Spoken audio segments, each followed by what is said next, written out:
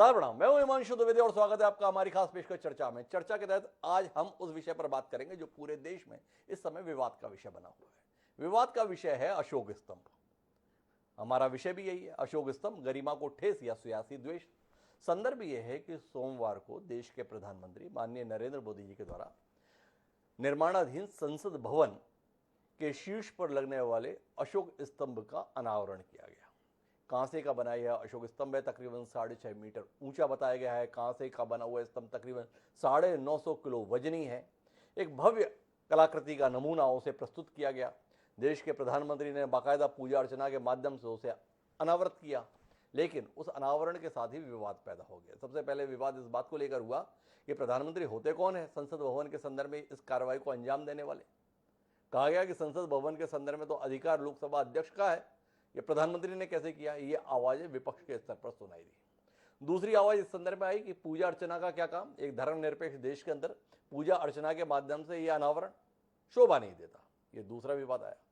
तीसरा विवाद शुरू हुआ तब जब विपक्ष के तमाम नेताओं ने एक के बाद एक ट्वीट करके ये बताने की कोशिश की कि जो देश का राजकीय चिन्ह है, देश ने जिसको 26 जनवरी 1950 को अंगीकृत किया जब संविधान लागू हुआ, उस समय जो राजकीय चिन्ह था उस चिन्ह को बदल दिया गया है। सारनाथ में जिस अशोक स्तंभ को प्राप्त किया गया था उसमें जो सिंहों की मुखाकृति थी, चतुर्मुख आकृति जिसे बोला जाता है, उस आकृति के स्वरूप में परिवर्तन कर दिया गया है। कहां अशोक के द्वारा जो सारनाथ में स्तंभ का निर्माण कराया गया था, वहां पर जो सिंह थे वो सौम्य मुद्रा में थे, धीर मुद्रा में थे, शांत मुद्रा में थे। वहीं अब जो सिंह की प्रतिमा लगाई गई है, जिस प्रकार का वो स्वरूप आया है, उसके अंदर उग्रता है, आक्रामकता है, हिंसकता है, आदमखोर स्वभाव है। तो कुल मिलाकर जताने की कोशिश की गई कि वर्तमान में जो सरकार अस्तित्व में है उसने अपनी मनोवृत्ति को, अपनी मनोदशा को इस नए राजकीय चिन्ह के माध्यम से प्रतिबिंबित करने की चेष्टा की है।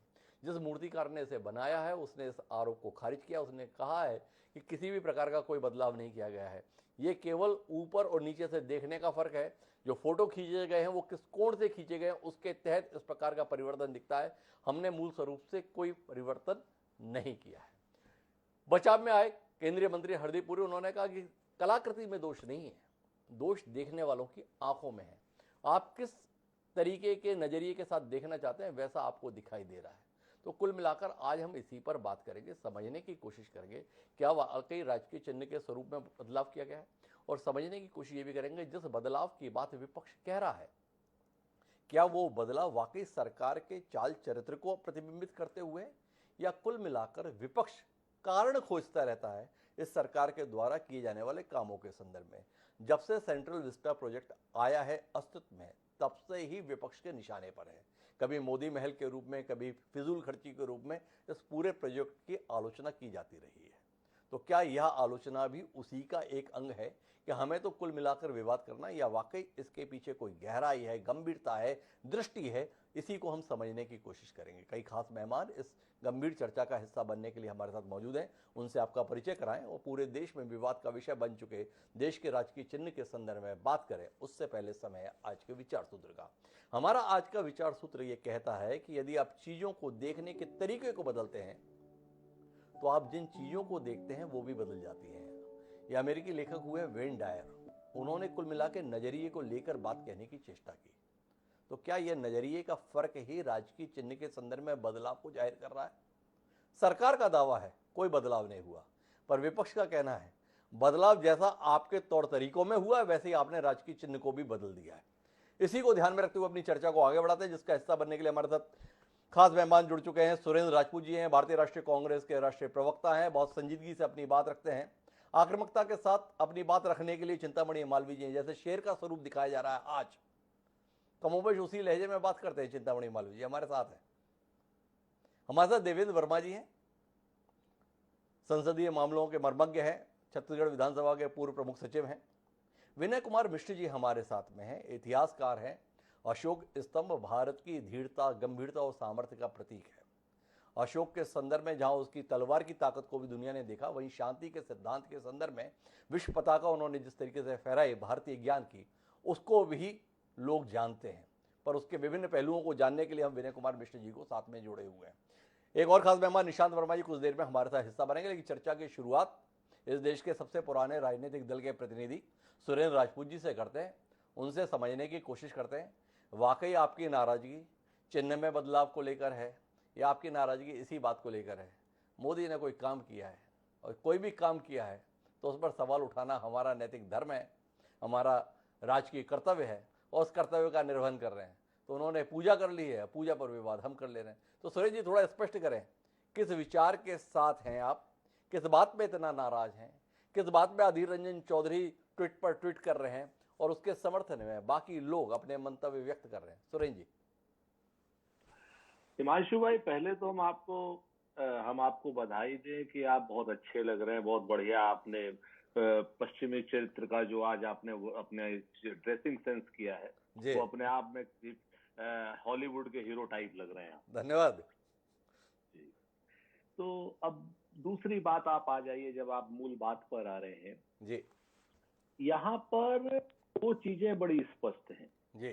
पहली बात, विपक्ष के सवाल मान लीजिए गलत हैं जी, तो क्या सरकार को उसके समाधान नहीं करने चाहिए जी। और उसके समाधान का सिर्फ एकमात्र तरीका है, फिर मैं विवाद पर भी बोलता हूं जी। उसके समाधान का एकमात्र तरीका है कि साहब विपक्ष को आप भरोसे में लें, बात करें कि नहीं साहब कोई ऐसी वो नहीं हुई है, 4-5 सांसदों की एक टीम बना दे, उसमें 5-7 लोग जो टेक्निकल एक्सपर्ट हों, कुछ इतिहासकार हों, विनय कुमार मिश्रा जी जैसे, एक रिपोर्ट एक 5 दिन में सारी चीजें ढूंढ ढांड करके दे दें और ये कह दें कि साहब इसमें कोई चेंज हुआ हो तो हम ठीक कर देंगे और नहीं हुआ हो तो ये आंखों का भ्रम है, बात खत्म हो जाएगी जी। बहुत स्पष्ट एक लाइन की बात है। ये तो मैंने कर दी आपको समाधान की बात, जिसपे कि मुझे नहीं लगता कि कोई भी आदमी असहमत होगा जी।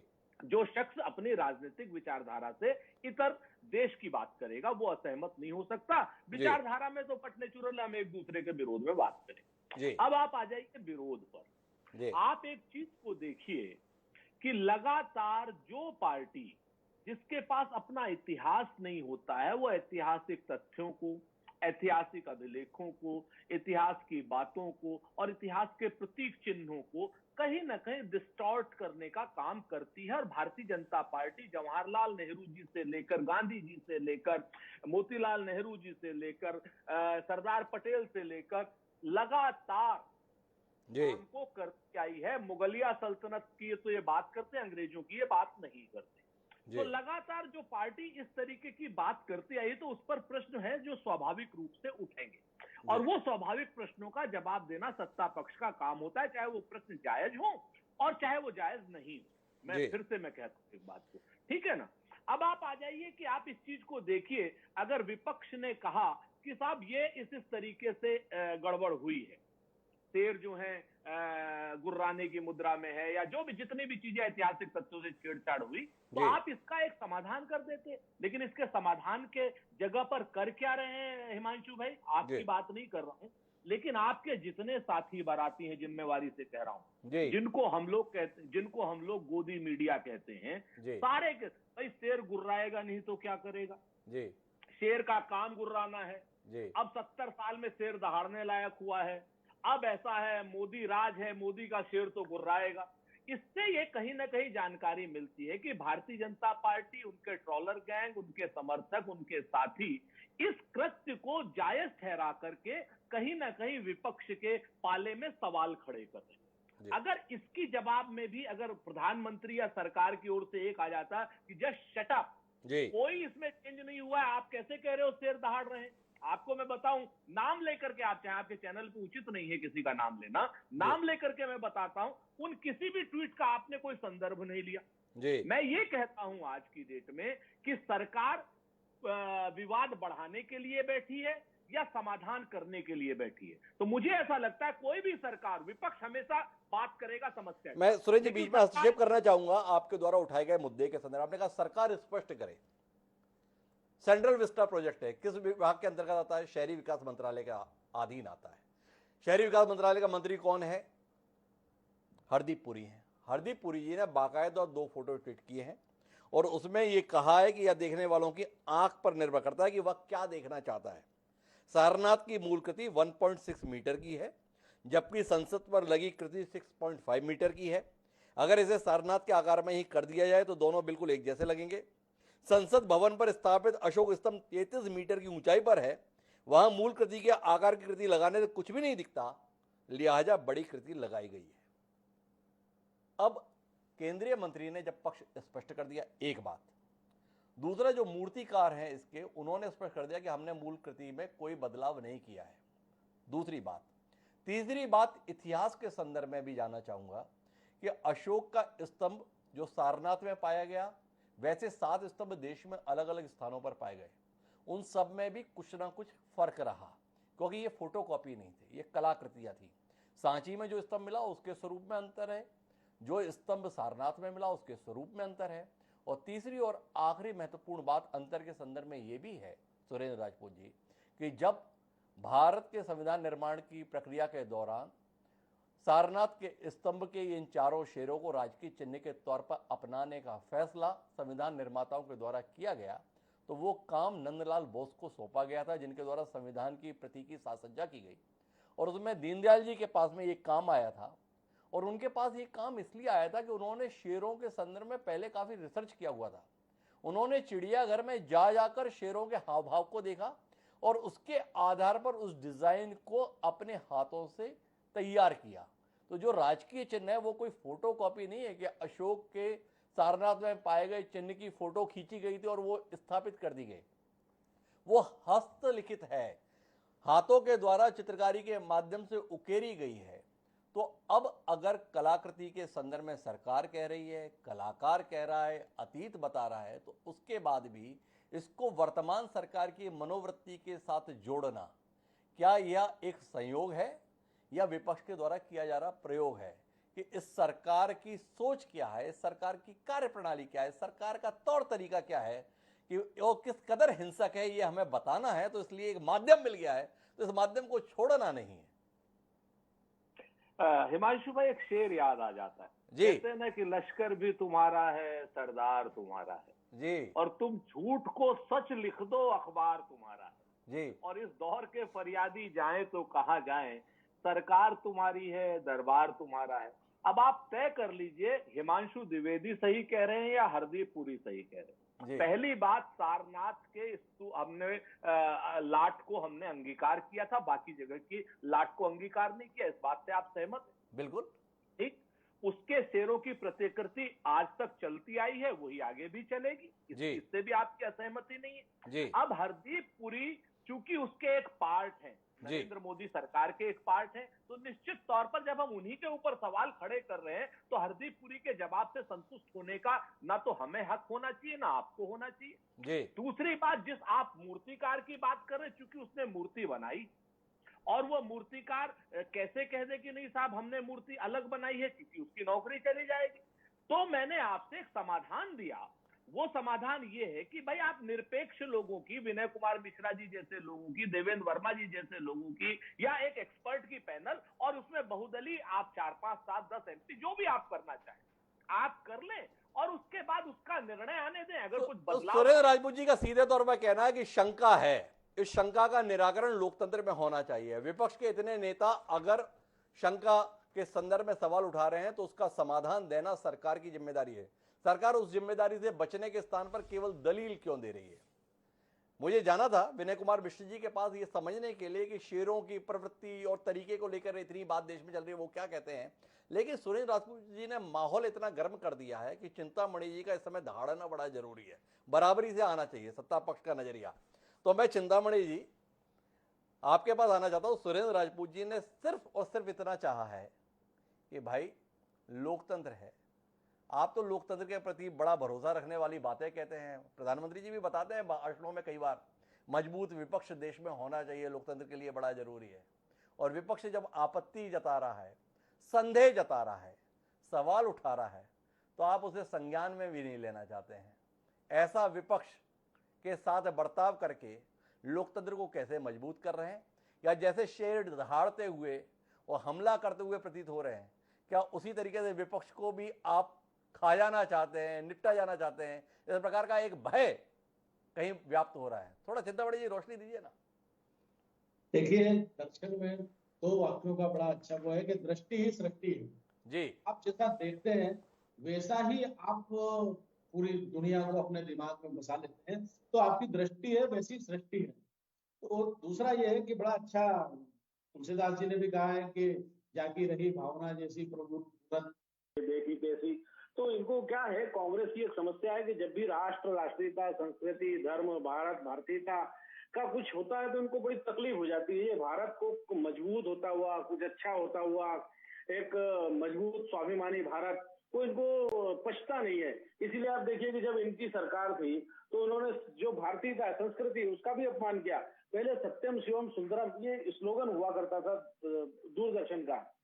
इनकी सरकार आई, इन्होंने सत्यम प्रियम सुंदरम कर दिया, वो शिवम काट दिया। शिवम का मतलब शुभ होता है भाई, लेकिन क्योंकि उसमें शिव लिखा है इसलिए इनको प्रॉब्लम हो गई, समस्या हो गई, इसलिए वो भी चेंज कर दिया। ये पूरा इस तरह बार बार भारत और भारतीयता और भारतीय संस्कृति से इनकी पता नहीं क्यों दुश्मनी है। क्योंकि कांग्रेस की स्थापना एक अंग्रेज ने की थी, उसे स्वाभाविक रूप से भारतीयता से द्वेष था और उसी का परिपालन कांग्रेस अब तक करती रही है। और देखिए आर्कियोलॉजिकल सर्वे ऑफ इंडिया के डीजी ने बता दिया कि भाई ये वैसा ही है सारनाथ जैसा, दोनों फोटो सामने रख दिए, मुंह खुले हुए हैं। शेर तो शेर होता है, अब शेर को ये बिल्ली बनाना चाहे, क्योंकि इनको भारत का शेर दहाड़ता हुआ नहीं अच्छा लगता। ये मेक इन इंडिया का शेर का निशान बनाया नहीं, उस पर भी इनको बहुत प्रॉब्लम हुई। कह रहे ये शेर का निशान बना दिया मेक इन इंडिया में, ये क्या मेक इन इंडिया है। और हर चीज में आप देखिए कि ये तो सेना के शौर्य पर भी सवाल उठा देते हैं। ये तो हर चीज पर, जितने भारत ने जो भी शौर्य का, साहस का, सामर्थ्य का काम किया, ये उसके खिलाफ खड़े रहे। तो आप कांग्रेस से कैसे उम्मीद करेंगे कि कांग्रेस कोई समर्थन करेगी। भाई हर जो अधिकारी है, निर्णायक, इनको केवल राजनीति करना है। मैं सोचता हूं कि ये बहुत दोषपूर्ण है, भारतीय लोकतंत्र के लिए बड़ा हानिकर है कि आप हर चीज पर सवाल उठाए। भाई कुछ चीज में साथ हो जाइए। काफी के साथ लेकिन बीच में हस्तक्षेप करना चाहता हूं और आपसे ये जानना चाहता हूं कि ये सिंह जो हैं चार, जो अशोक के द्वारा सारनाथ के स्तंभ में स्थापित कराए गए थे, इनको राजकीय चिन्ह अपनाने का फैसला क्या जनसंघ के द्वारा लिया गया था या भारतीय जनता पार्टी के द्वारा लिया गया था? जब भारतीय राष्ट्रीय कांग्रेस का वर्चस्व था, संविधान सभा में भी 2/3 से ज्यादा लोग भारतीय राष्ट्रीय कांग्रेस का प्रतिनिधित्व करते थे, उन्होंने आपके अनुसार भारतीय संस्कृति का प्रतीक समझे जाने वाले इन सिंहों को राजकीय चिन्ह के तौर पर अपनाया था। तो पहला सवाल तो आपसे है कि इनको भारतीयता से, भारत की संस्कृति से इतनी चिढ़ क्यों है? अगर चिढ़ थी तो फिर जाकर अपनाया क्यों उस संविधान सभा ने, जिसमें डॉक्टर राजेंद्र प्रसाद थे, जिसमें पंडित जवाहरलाल नेहरू थे और ऐसे तमाम लोग थे। एक सवाल तो आपसे यह है, सत्यमेव जयते जैसा ध्येय वाक्य उस स्तंभ का हिस्सा बनाते हुए राजकीय चिन्ह के साथ में जोड़ा गया। इतनी चिढ़ थी, सत्य के प्रति अगर कांग्रेस का आग्रह नहीं था तो कुछ और लिख लेते, सत्य की ही जय हो। इस बात को स्वीकारने के पीछे कांग्रेस के वर्चस्व के दिनों में क्या जरूरत थी? दूसरा सवाल। तीसरा, आपने कहा सत्यम शिवम सुंदरम से शिव हटा दिया, तो सत्यम शिवम सुंदरम आया भी किसके दौर में था? क्या श्यामा प्रसाद मुखर्जी ने उसको ध्येय वाक्य के रूप में जोड़ा था और कांग्रेस ने बाद में हटा दिया, या कांग्रेस के शासनकाल के दौरान ही सत्यम शिवम सुंदरम जुड़ा था? और सत्य प्रिय हो, अगर इस भावना के तहत बात कह दी तो आपको इतना बुरा क्यों लग रहा है? सत्य प्रिय लगे, इसके संदर्भ में इतना ऐतराज क्यों है चिंतामणि जी? आपको जानने में दिलचस्पी है, तो ये 3 बिंदु थोड़ा आसे रोशनी मिले। कांग्रेस को सत्य प्रिय लगता नहीं है, वो तो शिव दुश्मन लगता है, इसलिए इन्होंने शिवम हटा दिया और इसलिए प्रियम कर दिया। सत्य का और प्रियता का इनका कोई लेना देना नहीं है। दूसरा है कि आपने कहा कि भाई उस समय देखिए सन 1950 में जब संविधान अंगीकार किया, तब यह भी अंगीकार किया कि जो 3 से जो 4 शेर वाला वो है वो होना चाहिए हमारा निशान। तो उस समय सभी लोग थे, कोई ये नहीं कि कांग्रेस अकेली थी। और ये उस समय ये कांग्रेस के पतन की कहानी है जो आपने कही है कि पहले तो स्वीकार करने लगे, लेकिन बाद में जो जो इनको लगा कि भाई मुस्लिम समाज का वोट चाहिए, मुसलमानों का वोट चाहिए, तुष्टीकरण बढ़ता चला गया। तो जो जो मुसलमानों की आबादी बढ़ती गई, तुष्टीकरण बढ़ता चला गया। और अब इनको शेर के मुंह खोलने से भी प्रॉब्लम है, क्योंकि शेर जब मुंह खोलेगा तो इनको लगता है पहले एक बात में रहो, क्या आपने प्रतीक चिन्ह बदल दिया है? क्या दोनों बात में विरोधाभास है? भाई आप पहले या तो ये मानो कि हरदीप पुरी नाम के जो शख्स हैं आपके कैबिनेट का हिस्सा है मोदी जी की, झूठ बोल रहे हैं। शेर पहले शांत थे, अब मोदी जी का दौर आया है, मजबूत भारत हो गया है, प्रचंड बहुमत के साथ सरकार चल रही है, शेर ने मुंह खोल दिया है। या तो आप ये बोलें कि हरदीप पुरी झूठ बोल रहे हैं, या अपने पार्टी के माननीय मंत्री के साथ रहें, कुछ बदला नहीं है। इनकी आंखों का दोष है, शेर वैसा ही है, केवल देखने का नजरिया बदला है। स्पष्ट करिए आप हैं किस तरफ, शेर बदल गया है या इनकी आंख बदल गई है? दोनों बातें नहीं हो सकती। आप इनकी आंख भी बदल पाए और दूसरी तरफ ये भी बताएं शेर हमारा दहाड़ने लगा है अब, तो ये दोनों बात कैसे चलेगी? थोड़ा रोशनी दीजिए ना, कहां खड़े हैं आप तो दोनों तरफ खड़े नजर आ रहे हैं। ये कैसा दृष्टि दोष हमारी आंखों में आप पैदा कर रहे हैं? बहुत स्पष्ट कर रहा हूँ कि ये जो शेर दहाड़ता हुआ दिख रहा है ना, ये इनका इमेजिनेशन है, ये इनकी संकल्पना है, ये इनका डर है, ये इनका भय है, ये इनकी भारतीयता से दुश्मनी है। और वस्तुतः शेर वैसा ही है जैसा सारनाथ में है, क्योंकि उस समय भाई आर्कियोलॉजिकल सर्वे ऑफ इंडिया के डीजी ने कह दिया, बात पूरी हुई। केंद्रीय मंत्री ने कह दिया, शहरी विकास मंत्री ने कह दिया, बात पूरी हुई। इनको प्रधानमंत्री जी से क्यों चाहिए खुलासा? क्योंकि इनको राजनीति करना है। बागी शेर वैसा ही है, बागी शेर वैसा ही है। अब शेर अब तक शांत था, अब दहाड़ता महसूस होने लगा, तो ये इनका दृष्टि दोष है। मुझे आना है इतिहासकार हमारे साथ में विनय कुमार मिश्र उनके पास में, लेकिन इससे पहले सुरेंद्र राजपूत जी हस्तक्षेप करने जा रहे हैं। एक बार उनका हस्तक्षेप सुन लेते हैं। जी सुरेंद्र जी, आप कुछ आपत्ति जता रहे थे चिंतामणि जी के। तीन चार मेरी मैं तो धन्यवाद दूंगा, साधुवाद दूंगा कि मेरी आपत्तियों को आपने ही रख दिया। मैं भी यही बातें कहना चाह रहा था, जो आपने संविधान सभा की बात कही और जो आपने बात करी, और यही भारतीय जनता पार्टी का मूल चरित्र है कि किसी बहस को आप उठाइए, किसी बहस को, इनकी बहस हिंदू मुसलमान के बिना, भारत पाकिस्तान के बिना बिल्कुल नहीं। एक तरफ ये कहेंगे, कुछ कहते हैं ना कि इकबाल बड़ा मनमोहक है, मन बातों से मोह लेता है, गुफ्तार का गाजी बन तो गया, किरदार का गाजी बन न सका। ये सिर्फ बात बहादुर हैं, बतौले लोग हैं, वरना इनके मन में जहर बुझा हुआ है। कहते ना, मुंह में छुपी हो मीठी बातें, रग रग में अय्यारी हो, और उसकी दवा कहां से लाऊं जिसको ये बीमारी हो। मसला आ जाता है इनका ये। आज बहस हो रही है संसद के प्रतीक चिन्ह की, जिसमें हमने समाधान की भी बात करी, लेकिन भारतीय जनता पार्टी के मित्र कह रहे हैं कि ना ना ना ना दहाड़ेगा। अरे भाई, हम कह रहे हैं अगर नहीं बदलाव किया है, 5 आदमी 8 आदमियों की कमेटी बना करके विवाद को खत्म करिए। लेकिन ये विवाद इसलिए नहीं खत्म करेंगे हिमांशु जी कि क्योंकि इन्हें विवाद खत्म हो जाएगा तो आप बहस करने लगेंगे बेरोजगारी पर, विवाद खत्म हो जाएगा तो आप बहस करने लगेंगे चीन हमारी सीमा के अंदर निर्माण कैसे कर रहा है, पुल कैसे बना रहा है, गांव कैसे बना रहा है। विवाद खत्म हो जाएगा तो आप पूछेंगे पठानकोट में आईएसआई कैसे आ गई। विवाद खत्म हो जाएगा तो आप पूछेंगे क्योंकि पूरे देश में भारतीय जनता पार्टी के आतंकी कनेक्शन क्यों निकल रहे। जम्मू कश्मीर में वो आतंकी जो पकड़ा गया, वो अमित शाह के साथ लड्डू पेड़े क्यों खा रहा है। जम्मू कश्मीर में ही जो दूसरा आतंकी पकड़ा गया, इनकी भाजपा का सरपंच जो था, वो लश्कर तैयबा को हथियारों की सप्लाई क्यों कर रहा है। उदयपुर का जो आतंकी है, वो क्या नाम, कन्हैया लाल की हत्या कैसे कर रहा है। अगर आप इस सवाल से हट जाएंगे तो आपको मूल सवालों पे आना पड़ेगा। तो मूल सवालों से बचने की कोशिश भारतीय जनता पार्टी के लोग करते हैं, ये सुरेंद्र राजपूत जी का कहना है। लेकिन हम मुद्दे पर रहते हैं और समझने की कोशिश करते हैं विनय कुमार मिश्र जी से। एक तो ये जानना है कि भाई इस देश की शांति के संदर्भ में, सद्भाव के संदर्भ में, वसुधैव कुटुंबकम की भावना के चलते ये शेर को राजकीय चिन्ह के तौर पर क्यों अंगीकार किया?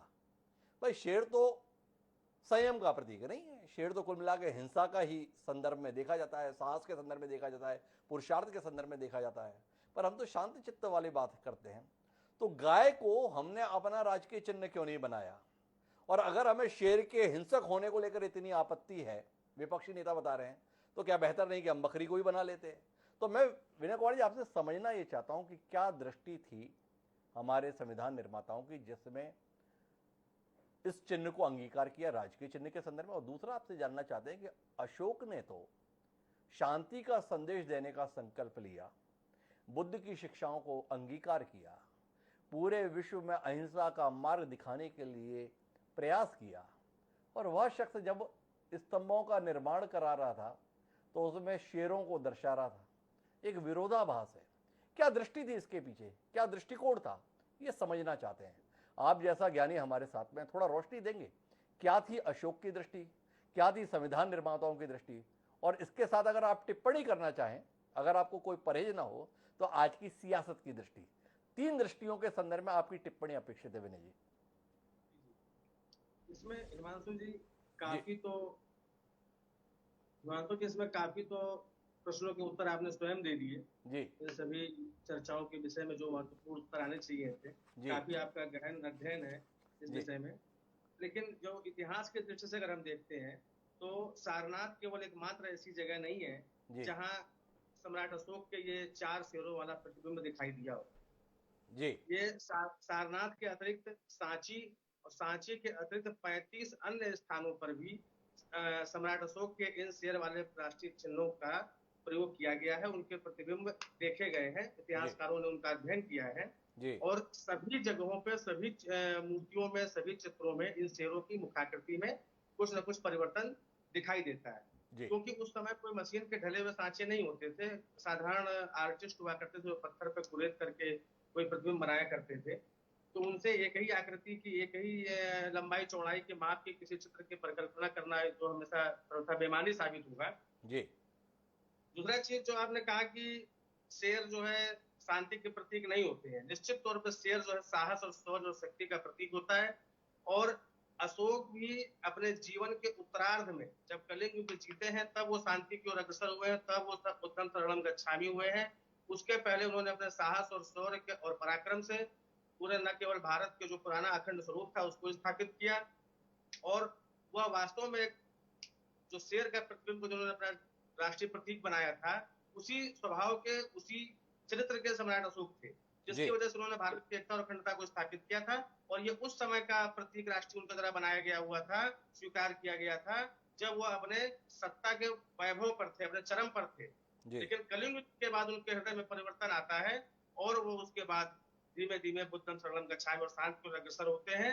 और उसके पश्चात बुद्ध की शांति की जो अग्रसर होना हुआ, उसी की वजह से भारत धीमे धीमे धीमे धीमे अपने पुराने वैभव को त्याग कर पराभव की तरफ आगे बढ़ा। और जहां एक तरफ अफगानिस्तान, पाकिस्तान, बांग्लादेश, म्यांमार, तिब्बत, ये सारे इंडोनेशिया, मलेशिया, ये सारे कभी भारत के भूभाग हुआ करते थे, केवल उनके शांति की ओर जाने की वजह से ही धीमे धीमे भारत की आज जो वर्तमान स्थिति हुई है वो हुई है।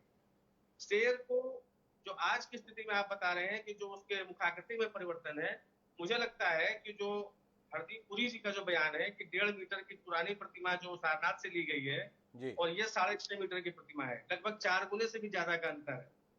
इसकी वजह से भी वो छोटा मुंह और उनको बड़ा मुंह दिखाई दे रहा है आलोचना करने वाले लोगों को।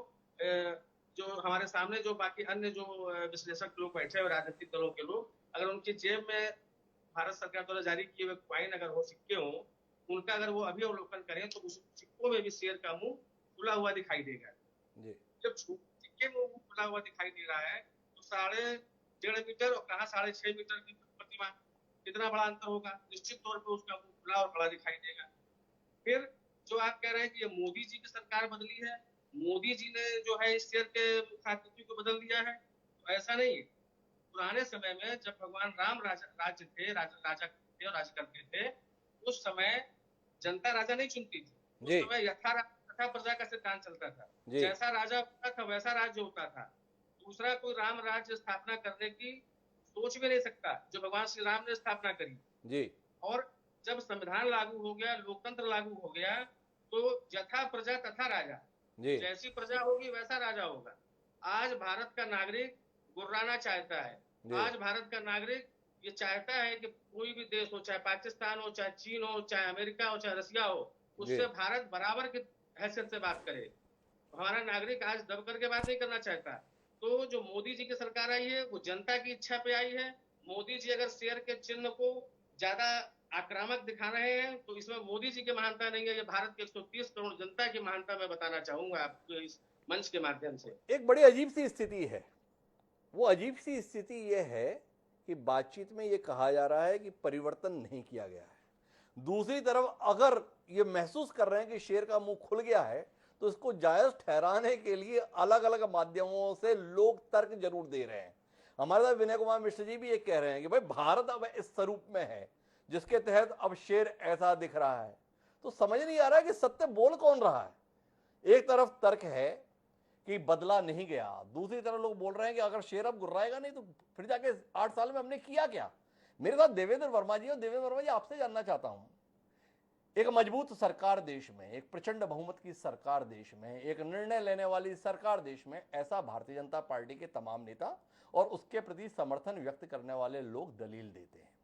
तो आपसे जानना चाहता हूं कि क्या ये मजबूत सरकार के अधिकार क्षेत्र में नहीं है कि अगर वह राजकीय चिन्ह में परिवर्तन करना चाहे तो नहीं कर सकती?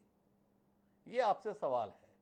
क्या परिवर्तन अधिकृत रूप से नहीं हो सकता, इसलिए कर तो दिया पर यह मानने की जरूरत नहीं कि किया, और बाकी समर्थकों के माध्यम से माहौल बना दिया कि देखो जो शेर का मुंह नहीं खुलता था अब वो दहाड़ने लगा है।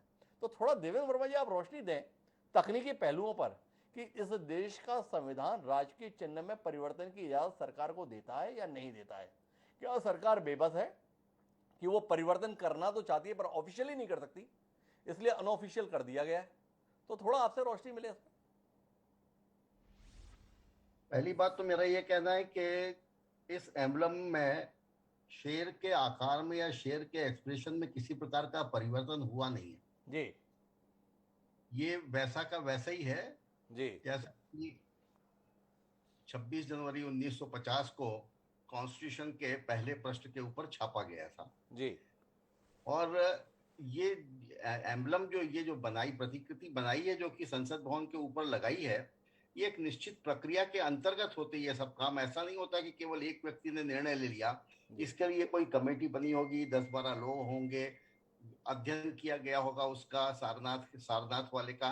और सारनाथ वाला भी नहीं है ये, सारनाथ जैसा कि एक नंदलाल बोस थे और उनके एक शिष्य थे दीनदयाल भार्गव। एक्चुअली दीनदयाल भार्गव ने कई बार उसका मैं देख के उसके एक्सप्रेशन देख के एक चित्र बनाया, एक डायग्राम बनाया और वो अडॉप्ट किया गया था हमारे भारत के संविधान के लिए। तो ये ओरिजिनल सारनाथ, जैसा कि डिस्कशन में आ रहा है कि 35 जगह है, लेकिन हमने केवल सारनाथ का लिया था, इसलिए सारनाथ के ऊपर ही हमें केंद्रित होना पड़ेगा। और सारनाथ के उस स्कल्पचर से ही एक प्रतिकृति बनाई और फिर वो डिजाइन जो है उसको अडॉप्ट किया गया। उसमें किसी प्रकार का, मेरे मत में भी उसमें किसी प्रकार का परिवर्तन नहीं है, क्योंकि ये कोई ऐसा छोटा मोटा काम नहीं रहता। जब शासन में, शासकीय व्यवस्था में ये सारी चीजें बहुत बारीकी से देखी जाती हैं। एक कमेटी बनाई जाती है, वो कमेटी उसके ऊपर विचार करती है। इसमें भी 8-10 लोगों ने, 8-10 डिजाइनर थे, 8-10 एक्सपर्ट थे इस फील्ड के, उन्होंने इस सबको देखा, फिर उन्होंने फाइनल किया। फिर एक क्ले की मूर्ति बनाई, फिर क्ले के बाद में उसको ढाला गया, कितने भागों में डाला गया, ये सब एक प्रक्रिया के अंतर्गत होता है। ये निश्चित तौर पर एक दृष्टि दोष है, क्योंकि यदि वो मूर्ति ऊपर लगी हुई है और वो मूर्ति 1.6 मीटर के बजाय 6.5 मीटर की बनी है, तो निश्चित तौर पर उसका मुंह ज्यादा खुला दिखेगा, उसके दांत ज्यादा विजिबल होंगे, उसके एक्सप्रेशन थोड़े से और ज्यादा वाइडर होंगे। इस सब वजह से इनको अलग अलग वो दिख रहा है। थोड़ा राजनीतिक सवाल कर लेता हूं आपसे देवेंद्र जी। अब आप नौकरी में तो है नहीं, तो राजनीतिक विषयों के संदर्भ में भी टिप्पणी तो कर ही सकते हैं इस देश का जागरूक नागरिक होने के नाते। ये दृष्टि दोष है या दृष्टिकोण दोष है? इस पर टिप्पणी कीजिए ना, जो आप बता रहे हैं कि ये दृष्टि दोष है, वस्तुतः दृष्टि दोष है या दृष्टिकोण दोष है? एक्चुअली दृष्टिकोण दोष से ही दृष्टि दोष हो जाता है जी।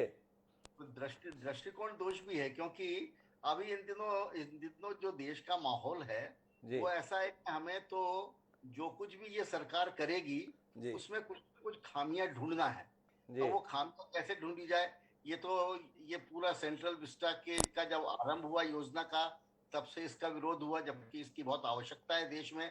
आज स्वतंत्रता के 75 वर्ष के पश्चात भी हमारा संसद भवन कितना छोटा है, वो उसकी कल्पना आप जो वहां पर गए उनको देखने को मिलती है, क्योंकि पहले भी उसका एक्सटेंशन हुआ, जो एनेक्सी बना के अंडरग्राउंड लाइब्रेरी और संग्रहालय बना के उसका एक्सटेंशन किया गया है, लेकिन फिर भी वहां के बरामदों में और सब जगह सामान भरा हुआ है। तो निश्चित तौर पर संसद भवन की आवश्यकता है। और हाउस में भी अब ये अभी के लिए नहीं, केवल आगे आने वाले वर्षों में जब डिलिमिटेशन एक्ट, निश्चित रूप से आप जो बात कह रहे हैं वो महत्वपूर्ण है। हम अपने दर्शकों को बताने चाहेंगे कि जो ये वर्तमान का संसद भवन है ये 1920 से लेकर 1927 तक बना था। 7 साल इसका निर्माण कार्य चला था। तो मानकर चले तकरीबन 100 साल की उम्र इस भवन की पूरी होने जा रही है। 100 साल के बाद भी अगर हम ये माने कि वो भवन हमारी वर्तमान आवश्यकताओं को पूरा कर देगा तो ये थोड़ी ज्यादती है। लेकिन मैंने जो सवाल किया था देवेंद्र वर्मा जी, उसका उत्तर मुझे नहीं मिला। क्या सरकार को अधिकार है राष्ट्रीय चिन्ह में बदलाव का, या सरकार को यह अधिकार नहीं है इसलिए पीछे दरवाजे से करने की जरूरत आन पड़ती है? इस पर एक स्पष्ट टिप्पणी आपसे चाहिए। क्या इस देश का संविधान, इस देश का कानून, इस देश की व्यवस्थाएं सरकार को राजकीय चिन्ह के संदर्भ में परिवर्तन की अनुमति देते हैं या नहीं देते हैं? के संबंध में जो अधिनियम है वो अधिनियम सरकार को इसके चिन्ह में परिवर्तन का अधिकार तो देता है, लेकिन केवल बेसिक थोड़ा बहुत अंतर है। एकदम से सिंह की जगह के ऊपर और कुछ कर दे ऐसा नहीं कर सकता, इसलिए थोड़ा बहुत डिजाइन में यदि परिवर्तन करना चाहे तो तो कहने का मतलब ये है कि अगर सरकार को वाकई ये बोध कराना था देश को, दुनिया को, कि अब हमारा शेर दहाड़ने लगा है, डर पैदा करने लगा है, तो सरकार ये आधिकारिक रूप से भी करने का अख्तियार रखती थी, ऐसा देवेंद्र वर्मा जी हमें बता रहे हैं। तो क्या सरकार डर गई? उसने आधिकारिक रूप से नहीं किया? यह वस्तुतः दृष्टिकोण का ही दोष है, क्योंकि सेंट्रल विस्टा प्रोजेक्ट लगातार ही विपक्षी नेताओं के निशाने पर रहा है। इसको और विस्तार देने की कोशिश करते हैं। हमारे साथ में मोदी सरकार से विशेष प्रेम रखने वाले स्वतंत्र राजनीतिक विश्लेषक निशांत वर्मा जी जुड़ चुके हैं। निशांत जी से समझने की कोशिश करते हैं इस विवाद के संदर्भ में। क्या निशांत जी, आप इत्तेफाक नहीं रखते कि शेर तो बहाना है, कुल मिलाकर हमें तुम्हारे कुछ ना कुछ कहने पर, करने पर सवाल उठाना है? तो इसलिए अगर आपने पूजा की तो पहले इस पर सवाल उठा लिया, मोदी जी ने अनावरण किया तो इस बात पर सवाल उठा लिया, संसद भवन है, लोकसभा अध्यक्ष करते, आप कौन होते हैं, और अब कुछ नहीं मिला तो शेर के डिजाइन पर सवाल उठा दिया। निशांत जी, आपकी टिप्पणी, गैर जरूरी है ये सवाल, या आप इसके बीच में कोई गहराई देख पाए हैं और आपको लगता है कि ये ऐसे प्रश्न हैं जिसके उत्तर आने चाहिए? धन्यवाद डॉक्टर साहब। डॉक्टर साहब, मैं 3-4 छोटी छोटी बातें रखूंगा। सबको मैंने सुना और मैं देखता आ रहा हूं कि कल से कितना भारतीय जनता पार्टी के लोग, भारतीय जनता पार्टी को पसंद करने वाले लोग, जाने क्या क्या अनाप शनाप बातें करेगा। मैं इसलिए कह रहा हूँ क्योंकि पुरानी आदत है मोदी जी की, एक तुर्रा छोड़ दिया सब लोग डिफेंड करने निकलते हैं जी। अब यहाँ तो मुझे प्राइमरी बात ये लग रही है कि जो बनाने वाली कंपनी है या लोग हैं, शायद उनसे कुछ गलती हुई है जी। क्योंकि मैं भी समझता हूं कि ऐसे ही नहीं बन जाती कोई भी कलाकृति, उसको बनाने के लिए बहुत मेहनत लगती है, बड़े उसके प्रोटोटाइप बनते हैं, उसके मॉडल बनते हैं, फाइनली उसको जा करके बनाया जाता है।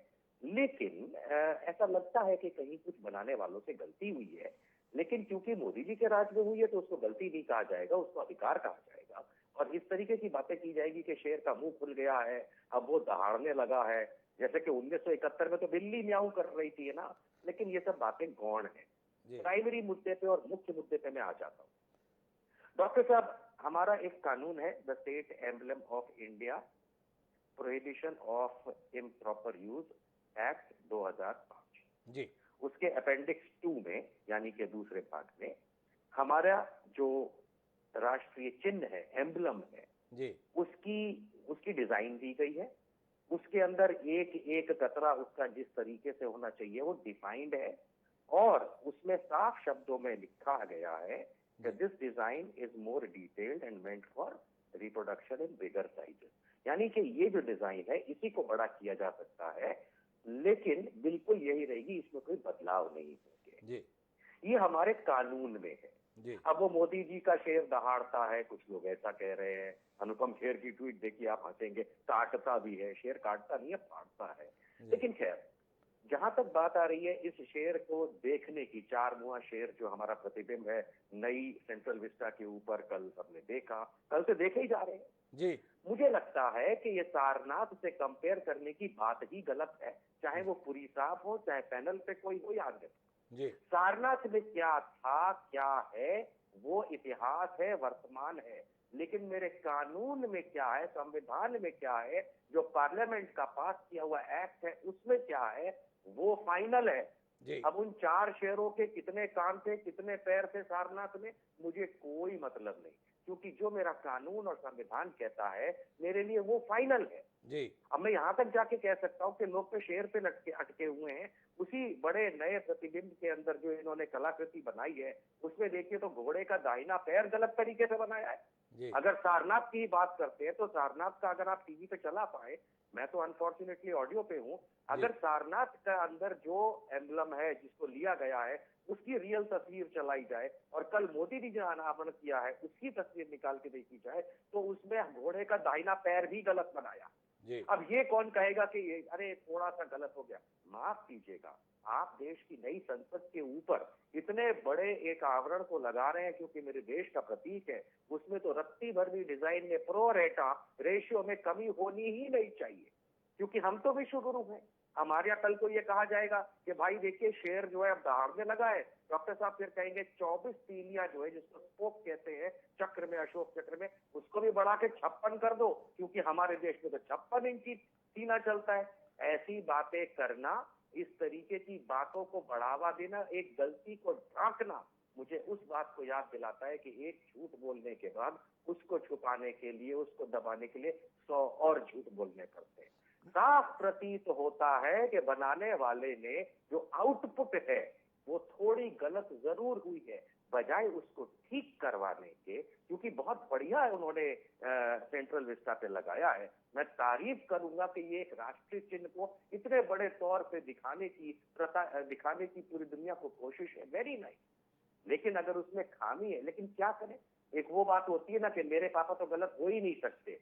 तो मोदी के फॉलोअर्स, मोदी के भाजपा वाले, संघ वाले और उनको पसंद करने वाले ये मानने को ही तैयार नहीं है, और इसीलिए ये फालतू का विवाद बन के रहे, फालतू का बिगाड़ बन गया। लेकिन निशांत जी ने तार्किक बातों के साथ से इस विषय को दिशा देने की कोशिश की है। उनका कहना है कि हमारे कानून के अंतर्गत स्पष्ट तौर पर राजकीय चिन्ह को विस्तृत तरीके से बताया हुआ है, तो जो बनना चाहिए वो उसकी प्रतिकृति ही बनना चाहिए। उनका मानना है निशांत जी का कि कहीं ना कहीं बनाने में दोष रहा है, जरूरत थी सहजता से इसे स्वीकार करने की, उसे ठीक कराने की, पर उसको नए आयाम देने की कोशिश सरकार के समर्थक कर रहे हैं। लेकिन सरकार के समर्थक कर रहे हैं वो तो ठीक है, विपक्ष क्या कर रहा है इसको लेकर फिर एक बार सुरेंद्र राजपूत जी के पास जाते हैं। और सुरेंद्र राजपूत जी की पार्टी के प्रमुख नेता, लोकसभा में संसदीय दल के नेता माननीय अधीर रंजन चौधरी जी लिखते हैं, सुरेंद्र राजपूत जी, कृपया दोनों कृति में शेरों के चेहरे को देखिए, या सारनाथ को प्रदर्शित करता है या फिर गिर के शेरों को, इसे देखिए और जरूरत हो तो दुरुस्त कीजिए। ये सारनाथ के शेर और गिर के शेर को अलग बताने की कोशिश अधीर रंजन चौधरी कर रहे हैं। क्या दृष्टिकोण है? क्या इस देश में पाए जाने वाले सिंह और सारनाथ के सिंह अंतर है? क्या ये जताना चाहते हैं कि अशोक ने अफ्रीका के सिंहों को दिखाने की कोशिश की थी, इस देश में पाए जाने वाले सिंहों के संदर्भ में नहीं? या गिर के शेर से आपको इसलिए चिढ़ हो गई अधीर रंजन चौधरी जी को कि वो गुजरात से ताल्लुक रखता है, गुजरात से नरेंद्र मोदी ताल्लुक रखते हैं, इसलिए गिर के शेरों को आप दिखाएंगे? इतनी हिम्मत? मैं ये कह रहा था कि जो दृष्टि दोष और ये सारी चीज, कुछ लोग कवर एजेंट बन के आ जा रहे हैं। भारतीय जनता पार्टी खुल करके आए ना, भारतीय जनता, जैसे चिंतामणि जी हैं, अच्छी बात है, भारतीय जनता पार्टी के प्रदेश उपाध्यक्ष हैं, बढ़िया होना चाहिए, इनको अपना पक्ष रखने का पूरा अधिकार।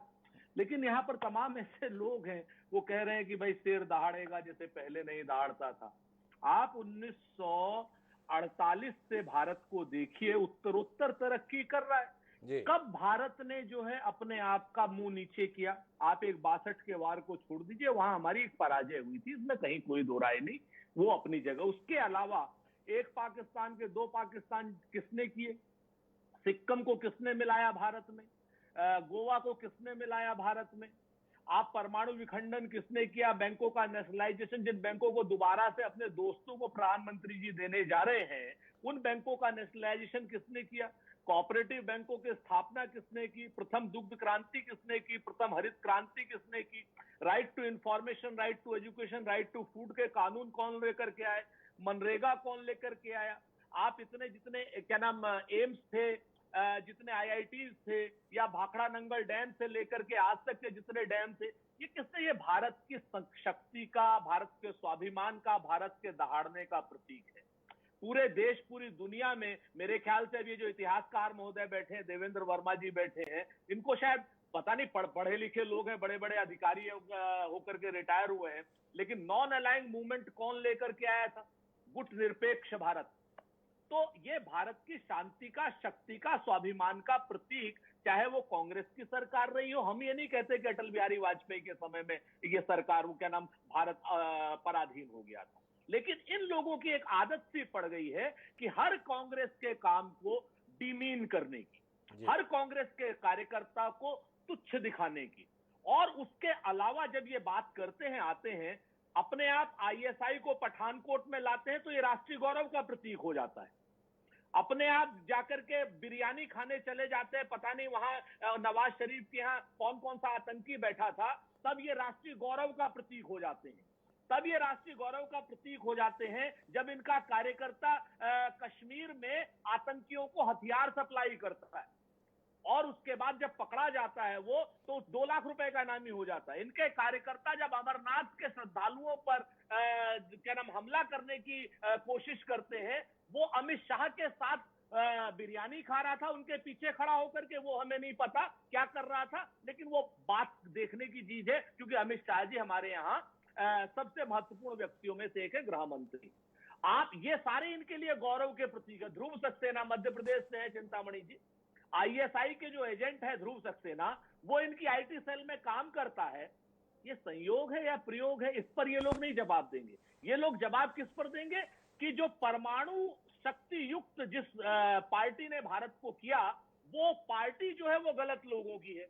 भारत को आजाद जिस पार्टी ने कराया या उसमें महत्वपूर्ण भूमिका का निर्वहन किया, वो पार्टी जो है वो तो डिमीन है। और जो लोग अंग्रेजों के दलाल थे, जो लोग मुस्लिम लीग के साथ मिलकर के और अंग्रेजों के साथ मिलकर के ये बताते थे कि भारत छोड़ो आंदोलन के आंदोलनकारियों को कैसे डंडे मारे गए, वो श्यामा प्रसाद मुखर्जी देशभक्त थे। वो श्यामा प्रसाद मुखर्जी देशभक्त थे जिनको सुभाष चंद्र बोस जी ने कलकत्ता से भगा दिया था। जब तक सुभाष चंद्र बोस कलकत्ता में रहे एज ए मेयर, तब तक श्यामा प्रसाद जी जा नहीं पाए वहां पर।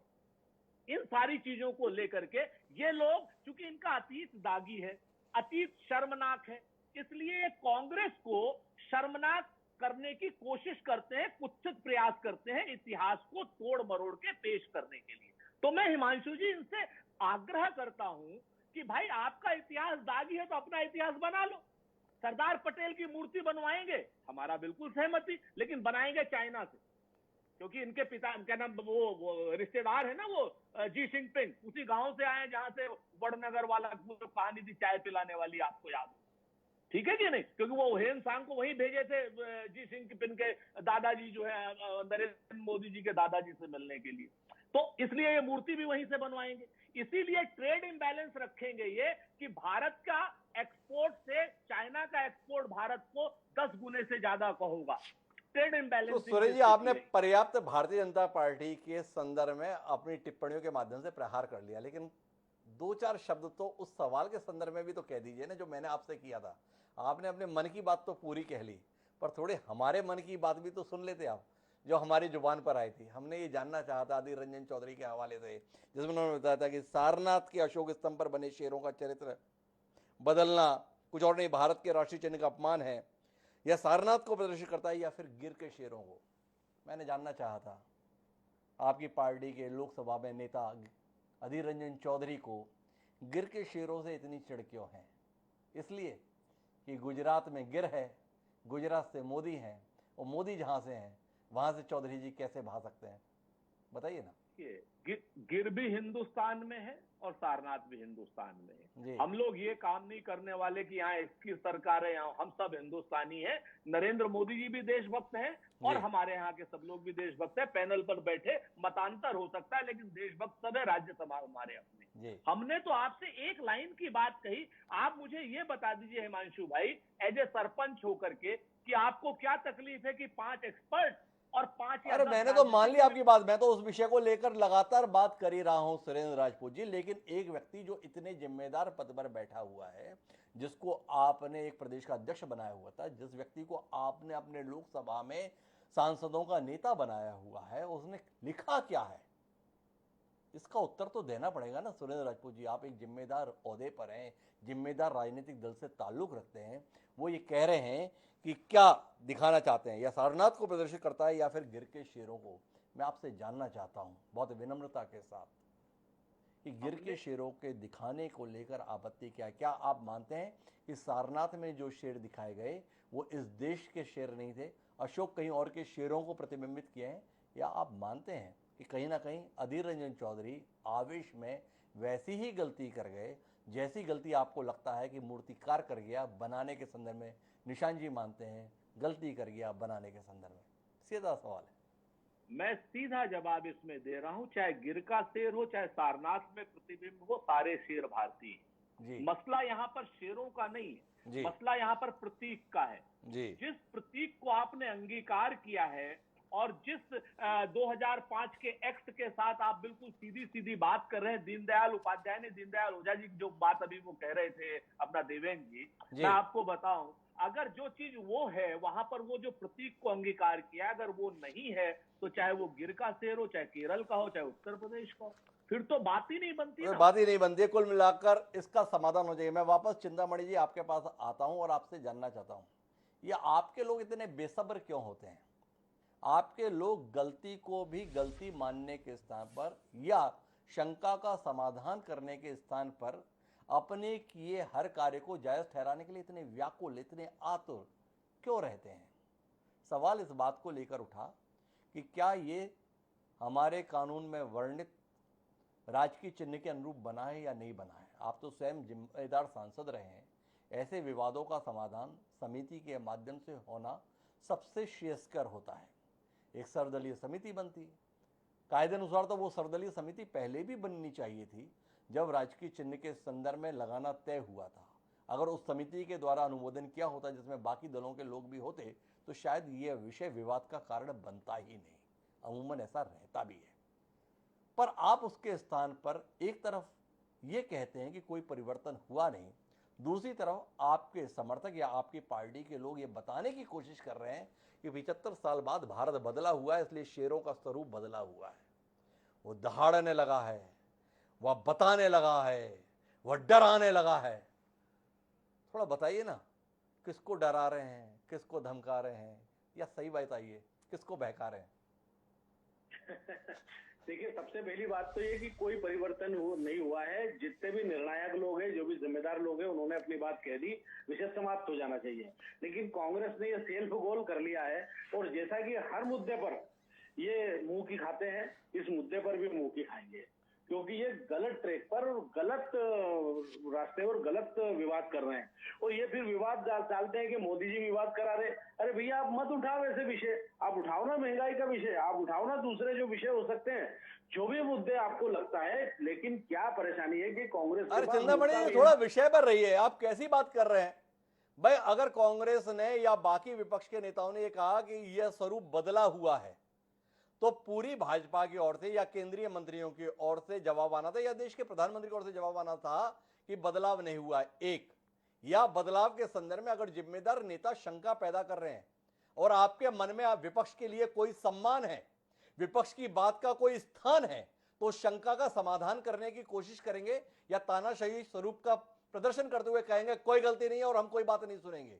दूसरा सवाल ये, सवाल तो आपके समर्थकों के द्वारा पैदा किया जा रहा है, उनके दलीलों के द्वारा पैदा किया जा रहा है, जो लगातार ये बताने की कोशिश कर रहे हैं कि अगर शेर का स्वरूप बदल गया तो गलत क्या है? देश बदल गया है, देश का स्वरूप बदल गया है, देश का तरीका बदल गया है, देश की सोच बदल गई है, देश की ताकत बदल गई है। इतने बदलावों के माध्यम से आप संभावित शंकाओं को जायज ठहरा दे रहे हैं और फिर कह रहे हैं कांग्रेस ने सेल्फ गोल कर दिया, विपक्ष ने अपने हाथों से गोल कर दिया। हमें तो ये समझ में नहीं आ रहा कि आप खड़े कहां हैं चिंतामणि जी? वाकई ईमानदारी से बताइए तो सही। पूर्व सांसद, मध्य प्रदेश भाजपा के सम्मान्य उपाध्यक्ष, बताएं तो सही हैं किसके साथ? उन लाखों समर्थकों के साथ है जिसमें हमारे साथ विनय कुमार मिश्रा जी भी शामिल हैं इतिहासकार के तौर पर, कि भारत बदला हुआ है तो शेर का स्वरूप भी बदला हुआ है? या आप अपने माननीय केंद्रीय मंत्री के साथ हैं जो कह रहे हैं अरे भाई हमने कुछ नहीं बदला है, जैसा था वैसा ही है? तो बताइए तो सही। देश भ्रमित हो गया आप लोगों की दलीलों से। देखिए, संसद का सवाल है और विपक्ष को अगर जवाब देना है तो वो जवाब संसद में ही दिया जाएगा और संसद में ही सवाल होंगे। ये चौराहों पर, गलियों पर डिबेट पे देने वाला जवाब नहीं है। जहाँ जिम्मेदारी से दिया जाएगा, अगर अथॉरिटी ने दे दिया, लेकिन उसके बावजूद अगर चर्चा होगी तो संसद में दिया जाएगा। लेकिन यहाँ बोलिए, प्रधानमंत्री बोले, ये बोले, एक वो अशोक गहलोत जी कह रहे थे कि उनके राज्य में जो है गर्दन कटती है, उनके राज्य में जो कुछ होता है वो जवाब पर वो बोलते हैं, प्रधानमंत्री जो है वो टीवी पर संबोधित करे देश को। ये इसी तरह के मूर्खतापूर्ण सवाल है। लेकिन मैं एक बात और, मेरे को थोड़ी सुरेंद्र राजपूत जी से थोड़ा सा एक वो है, परेशानी है, मैं तो कह सकता हूँ। और ये कांग्रेस का है भी, उसमें मैं इनको भी शामिल कर सकता हूँ, हमारे वर्मा साहब को भी, निशांत जी को भी, कि ये तमाम इन्होंने नाम गिना दिए गए। ये भारतीय जनता पार्टी का कार्यकर्ता आतंकवादी, ये यहाँ आतंकवादी का टीम पकड़ा गया, ये जिसने गर्दन काटी वो भाजपा नेता के पास खड़ा था। आप इसमें बारीकी देखिए कि ये भाजपा को आतंकवाद के लिए दोषी ठहरा रहे हैं, मुस्लिम आतंकवादियों को या मुसलमानों को या कट्टरवादियों को नहीं बता रहे। ये भी एक तरह का बड़ा तुष्टीकरण है। इस तरह के तुष्टीकरण कांग्रेस हमेशा करती आई है। बताइए, दोषी भारतीय जनता पार्टी हो रही है। इन्होंने पूरे देश में प्रेस कॉन्फ्रेंसेस ली और बताया कि भारतीय जनता पार्टी के लोग आतंकवादी घटनाएं कर रहे हैं, बम फोड़ रहे हैं, गले काट रहे हैं, और जो भी ये लोग पकड़े गए, ये सब तो जब भाजपा नहीं थी तब आतंकवाद नहीं था क्या? जब भारतीय जनता पार्टी भाजपा थी कब नहीं, माननीय चिंतामणि जी? भाई देश आजाद हुआ 1951 में, श्यामा प्रसाद मुखर्जी ने जनसंघ की स्थापना कर दी, उसके बाद में विखंडन हुआ, 1980 में फिर आप आ गए। तो देश की आज़ादी के साथ आप इतिहास का हिस्सा रहे हैं, इसलिए इसमें आपको कोई परहेज करने की बात नहीं है। लेकिन मैं इस समय कांग्रेस भाजपा पे जाना नहीं चाहता, मुद्दे पर रहना चाहता हूँ। मुद्दा इस बात को लेकर था कि इस देश के राजकीय चिन्ह में बदलाव हुआ या नहीं। भारतीय जनता पार्टी की दलीलें भ्रम पैदा कर रही हैं। एक तरफ केंद्रीय मंत्री हैं जो ये बताने की कोशिश कर रहे हैं कहीं कोई बदलाव नहीं हुआ है, जैसा कानून में वर्णित है वैसा ही प्रस्तुत किया गया। मूर्तिकार बता रहे हैं कोई परिवर्तन नहीं किया गया, वैसे का ही वैसा किया गया। लेकिन जो सवाल विपक्ष ने उठाए, उन सवालों को गैर जरूरी करार देने के चक्कर में भारतीय जनता पार्टी के समर्थन करने वाले लोग सोशल मीडिया के माध्यम से ये जाहिर कर रहे हैं कि बदलाव हो गया है, और वो ये बता रहे हैं कि जैसा देश बदल गया है तथाकथित तौर पर, वैसा ही इस देश का राजकीय चिन्ह भी बदल गया है। तो कुल मिलाकर ये केंद्र सरकार की इस समय जिम्मेदारी हो जाती है कि वह शंकाओं का समाधान करे, या तो अपने समर्थकों के संदर्भ में इस बात की पुष्टि करे कि हाँ हमने बदल दिया है, जैसे हमने देश को बदल दिया वैसे ही राजकीय चिन्ह बदल दिया, या अपने समर्थकों को समझाइश दे कि कुछ नहीं बदला है, ये देश के अंदर राजकीय चिन्ह के परिवर्तन के संदर्भ में कोई फैसला नहीं किया गया है। अगर कहीं कोई गलती हुई है तो उसको जानने की कोशिश करेंगे, सर्वदलीय समिति बनाएंगे, संसदीय समिति बनाएंगे, वह अपनी रिपोर्ट दे, उसके अनुसार कदम उठाएंगे। एक लोकतांत्रिक देश के अंदर विपक्ष की आवाज़ का केवल बोला जाना ही महत्वपूर्ण नहीं होता, बल्कि उसे सुना जाना भी महत्वपूर्ण होता है। उम्मीद करते हैं जो सरकार और जिस सरकार के मुखिया बार बार एक मजबूत विपक्ष की जरूरत देश के संदर्भ में बताते हैं, वो विपक्ष की आवाज़ को सुनेंगे और कुछ ऐसे कदम उठाएंगे जिससे ये बोध हो कि इस देश में लोकतंत्र अभी भी मजबूत हो रहा है। क्या ऐसा दृश्य देखने का मौका हमें मिलेगा? भले ही संसद के अंदर घोषणा के संदर्भ में मिले, जैसा चिंतामणि जी कह रहे हैं, या सड़क पर मिले, पर ऐसा दृश्य देखने को मिले, ये एक जरूर हमारी इच्छा है। आप सभी मेहमानों का बहुत बहुत धन्यवाद इस सार्थक चर्चा का हिस्सा बनने के लिए। हालांकि ये चर्चा इतनी जरूरी नहीं थी, इस देश में और तमाम मुद्दे हैं जिस पर बात किए जाने की जरूरत है, पर क्या करें, देश में जो बात विवाद का स्वरूप लेती है उसके समाधान के संदर्भ में कोशिश करते हैं इस प्रकार की चर्चाओं के माध्यम से पहुंचने की। उम्मीद करते हैं आज इस चर्चा में जिस नतीजे पर हम पहुंचे हैं, देश का मानस भी शायद इस नतीजे पर पहुंचे। समय है अब आज की प्रासंगिक पंक्तियों का, आज के शेर का। तो इस प्रकार के फालतू के विवादों में जब देश फंसता है तो उसको लेकर शायर क्या सोचता है वो आपसे साझा करते हैं। हमारा शायर कहता है कि वक्त बर्बाद करने वालों को, वक्त बर्बाद करने वालों को वक्त बर्बाद करके छोड़ेगा। दिवाकर राही ने जो ये बात कही थी, यह इस देश के नेताओं के संदर्भ में नहीं बल्कि इस देश की जनता के संदर्भ में। देश की जनता को वाकई तय करना चाहिए कि उसे किन विषयों के संदर्भ में विचार करने की जरूरत है और किन विषयों के संदर्भ में विवाद करने की। अगर व्यर्थ के विषयों को विवाद का स्वरूप देंगे तो कुल मिलाकर बर्बादी में ही हिस्सेदार होंगे। इसी के साथ अब मुझे दीजिए, कल फिर मिलेंगे नए विषय के साथ, तब तक के लिए सदा प्रणाम।